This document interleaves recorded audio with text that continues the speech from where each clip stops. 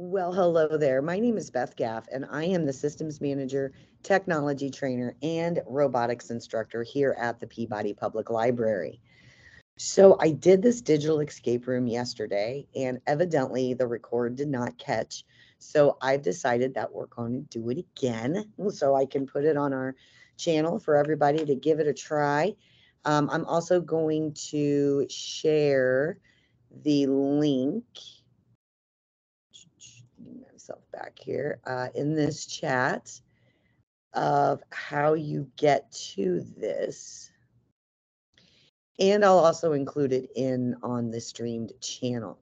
So I am now going to share my screen.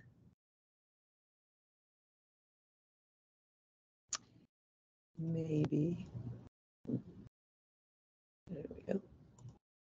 Perfect. Okay, so we are going to be doing the Escape from Wonderland. I'm just going to kind of read the overviews to you, and we're going to try to figure this out on our own today and see what we can do. So welcome to our Wonderland themed digital escape room. It is based on the story of Alice's Adventures in Wonderland by Lewis Carroll.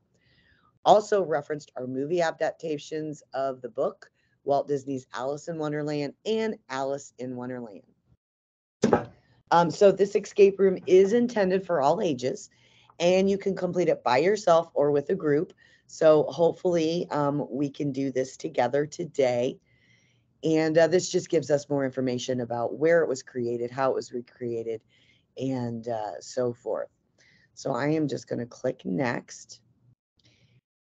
All right, so let's get started. We're daydreaming in Wonderland.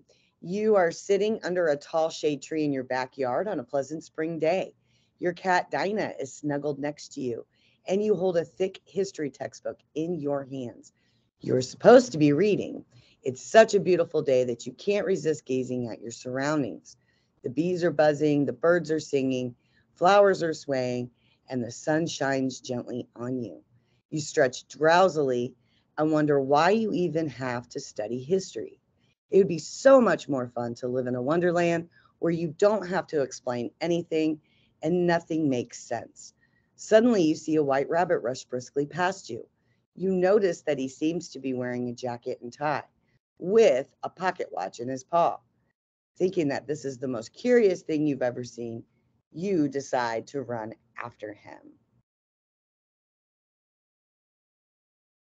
There is not a video here, but this video was just a rabbit going down a hole. The strange rabbit runs down a hole. You stop and peer inside, but you can't see him in the darkness. Suddenly use your balance and you tumble into the hole deep underground. You fall to the bottom of the tunnel with a painful thud. You get up, dust yourself off, and look around. On one wall of the cave, you see a series of strange-looking clocks. Their ticks and talks are almost deafening as they echo throughout the tunnel. You look down and see a tiny doorway through which you believe the white rabbit has passed. You try to turn the knob, but it won't budge. To your surprise, the doorknob speaks to you. It explains that it is locked, but it will open if you're able to tell them the time on the clocks. You look closely at the clocks and realize they have letters on them instead of numbers. You almost lose hope, but then you remember that these clocks have Roman numerals instead of numbers. You remember the lesson you just watched and study the clocks closely to determine to pass through the door. So let's just briefly watch a couple of seconds of this video. It kind of explains Roman numerals. Hi, let's learn about Roman numerals. The Romans showed numbers into the thousands using these 7 symbols. I for 1, V for 5, and so on. We still see Roman numerals on some clocks and buildings. They work like this. I for 1, I for 2, I for 3. And then, to make 4, they put a 1 in front of a 5 to mean 1 less than 5. Then V for 5. Then VI, meaning 1 more than 5, for 6. Did you see that? putting 1 before 5 makes 4, but putting it after 5 makes 6. 7, 8. And then to make 9, they put a 1 in front of a 10 to mean 1 less than 10. Then X for 10. XI for 11. Putting 1 before 10 makes 9, but putting it after 10 makes 11. 12, and so on. Example. Okay, so we're going to give this a try with clock 1. So looking at clock 1, they want to know what time it is. So first we need to determine what our Roman numerals are here. So a V with 3 of them is a 5 plus 3. So this is 8. And then each one of these represents 5 minutes.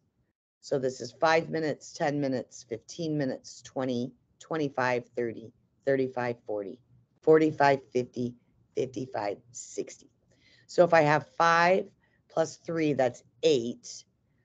And 5, 10, that is 8, 10. So I'm going to choose 8, 10. Final answer. All right, so clock 2 has the 10. We know that this is a 10. Plus 1 is 11. Here, this would be a 10 minus 1, which would make it 9. But since this is pointing here, this is 10 plus 1, which is 11. And then, of course, these are all 5, 10, 15, 20. So this was 5 plus 1 is 6. This is 11:06. That is my final answer.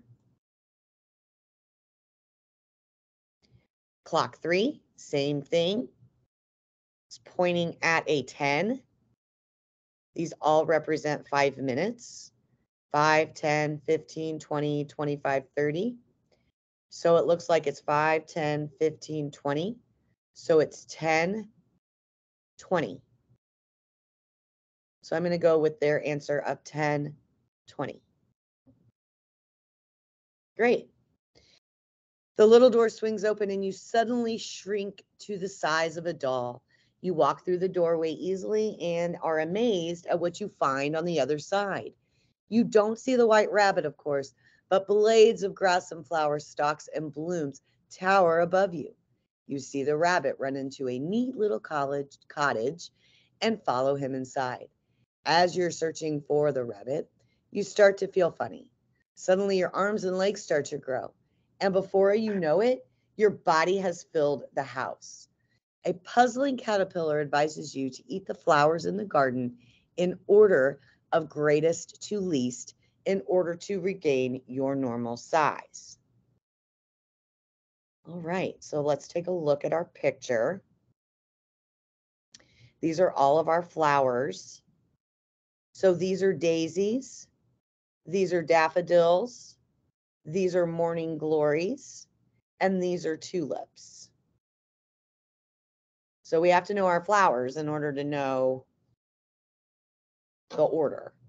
So right now they want to know how many tulips there are. Well, we know that the tulips are pink. So there are 1, 2, 3, 4, 5, 6, 7, 8, 9. I see 9 tulips. So I'm going to put a 9 there.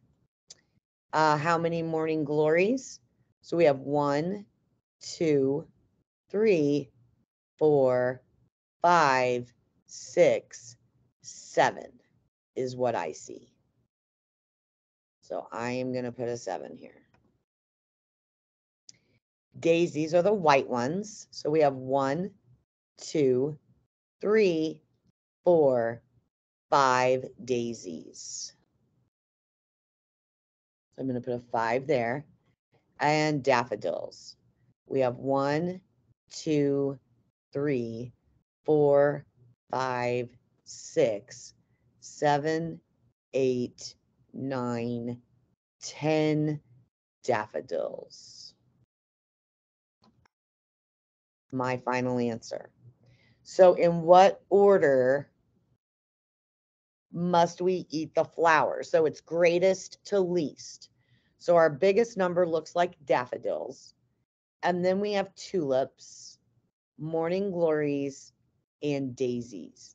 So daffodils, tulips, morning glories, and daisies is my final answer. Perfect. Now restored to your normal size, you continue your pursuit of the white rabbit. On the way, you encounter a most mysterious cat, a grinning Cheshire cat to be exact. You tell the cat that you are following the white rabbit and ask him which way you should go. He tells you that you could visit either the March Hare or the Mad Hatter. It doesn't really matter which because both of them are mad. More confused than ever, you continue down the path and come to a clearing in the woods where a beautiful tea party has been set. Crowded at one end of the large table are the March Hare and the Mad Hatter and a dormouse. Okay. You approach the party and ask them for help locating the white rabbit. They ignore you because they are debating the answer to a riddle and they have been trying to solve it, realizing that they will not help you until you have an answer. You ask them to tell you the riddle so that maybe you can help. They pour you a cup of tea and you listen closely to the riddle. A woman was born in 1916. She just celebrated her 26th birthday in 2020. Explain how this is possible using just 2 words.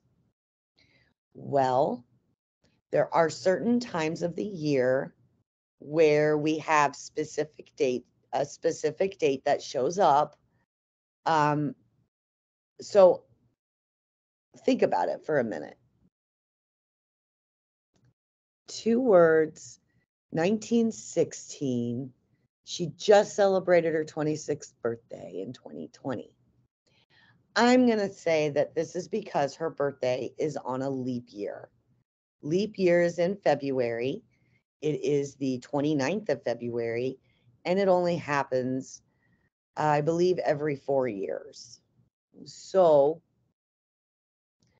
my answer is going to be leap year.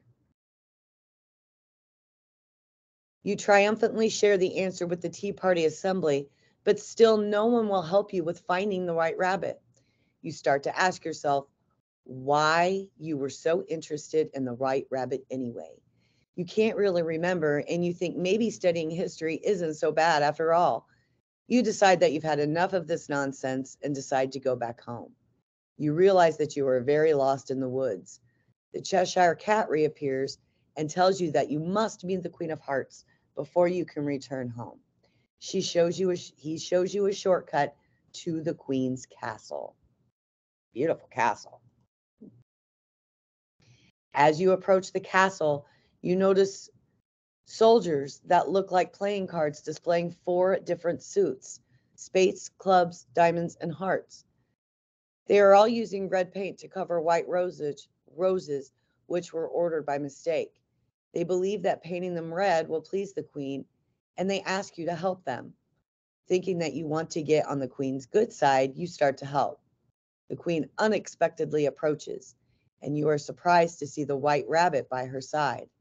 The red paint runs off of the roses, and the Queen mistakenly believes that you and the soldiers were painting red roses white. She becomes enraged and glares at you, bellowing, "Off with your head!"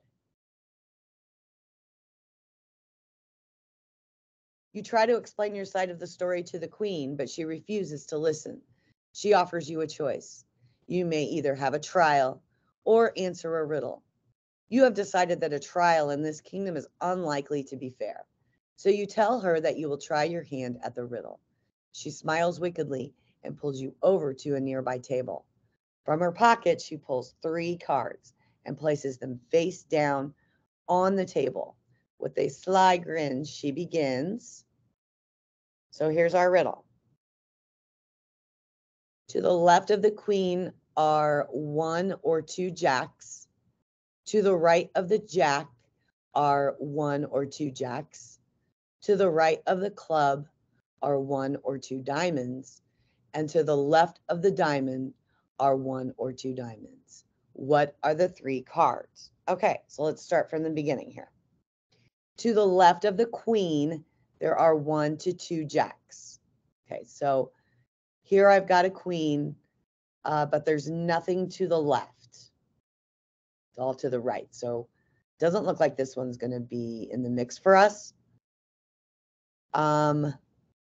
Here's a queen, and to her left are 2 jacks. And here's a queen, and to her left are 2 jacks. 1 or 2 jacks. To the right of the jack are 1 or 2 jacks. So here we've got a jack, and to the right is 1 jack. This one has it, but this one didn't have anything on the left. And then I have a jack with another jack. So we're still in the mix with these 2. To the right of the club are 2 diamonds. So here I have a club, and then there's 2 diamonds. And here I have a club, but they're supposed to be to the right. So I'm going to say to the left of the diamond are 1 or 2 diamonds. So this diamond has a diamond. So I'm going to say it is B. That's my final answer. After you guess the correct answer, the queen stands in stunned silence. You take the opportunity to run through the crowd and out of the castle door. In your haste, you tip over a red paint bucket next to one of the rose bushes. You are terrified to see soldiers approaching as you black out. When you wake up, your heart is racing. You quickly sit upright, ready to start running again. But when you look around, all you see in your backyard is your backyard. It must have all been a strange, curious dream. You pick up your history book with renewed interest. So it looks like we may have escaped. And let's view our accuracy of how right we were. So down here we did the clocks, and that one was right. That one was right, and that one was right. Great job. Here we did the flowers. These numbers were all right, and our order was right.